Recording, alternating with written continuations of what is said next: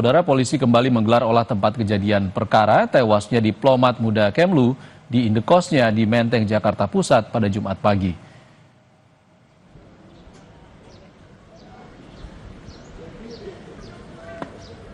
Olah TKP kali ini melibatkan tim Inafis dan tim Dokes Polda Metro Jaya serta Puslap 4 Mabes Polri.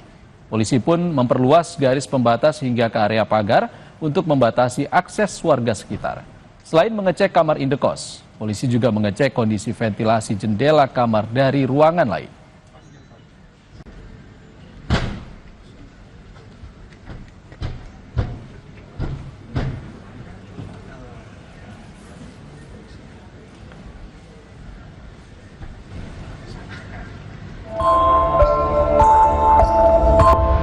Tragedi tewasnya Arya Daru Pangayunan, seorang diplomat muda Kementerian Luar Negeri di kamar indekosnya di Menteng, Jakarta Pusat, masih menjadi misteri.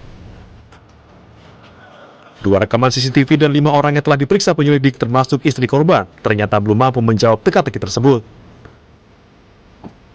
Kapolri Jenderal Listio Sigit Prabowo menyebut pihaknya akan terus melakukan penyelidikan secara mendalam dan meminta anggotanya untuk bekerja secara maksimal.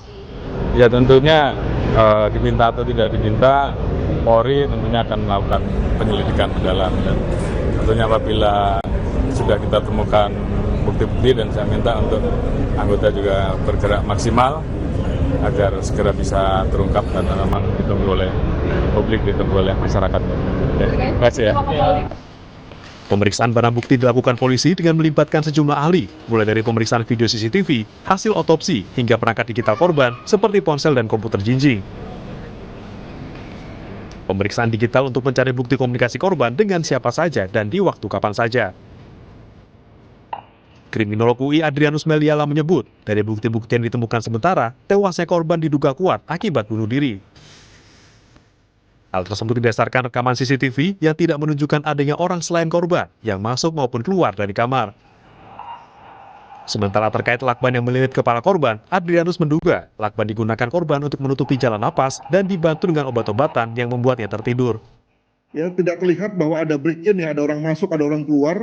Demikian juga misalnya terkunci dari dalam, demikian juga CCTV semua bersih, maka lalu kita terpaksa mengabaikan soal adanya pembunuhan tersebut gitu. Nah, maka lalu kemudian masuk pada skenario bunuh diri. Dan dalam ini maka memang yang menjadi menarik perhatian adalah soal lakban itu. Janggal, apalagi ketika upaya menutupi jalan napas itu kemudian dilakukan itu saja, artinya tidak ada bantuan hal yang lain. Nah, saya menduga bahwa dibantu dengan obat-obatan sehingga misalnya obat yang bersangkutan tertidur, dan ketika tertidur lalu kemudian jalan nafasnya berhenti dan terjadilah yang bersangkutan kemudian berhenti nafas dan meninggal gitu. Sebelumnya korban ditemukan meninggal dunia di kamar indekosnya dengan kondisi seluruh wajah tertutup lakban.